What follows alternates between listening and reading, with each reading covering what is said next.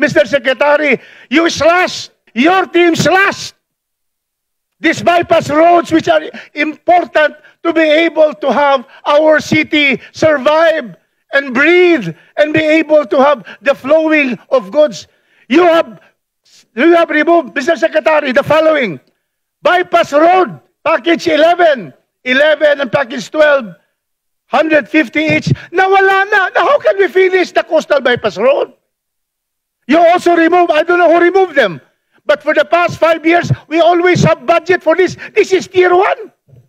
We always have budget. And yet, you have removed this. And that is why I have to fight for this, because these are our alternate bypass road. You took this out, the bypass road. You took out the eastern interior road, the one on the hills.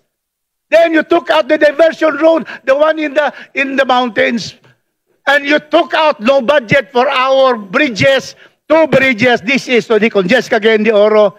The bridges from Makasandig to Makanhan to the 1st District, and from Makabalan, nothing is left. This is only about 900 million. That is why of the Region 10, the district of Congressman Rodriguez is the biggest reduction for people of Cagayan de Oro. That because of this flood control, we remove the bypass roads of the city.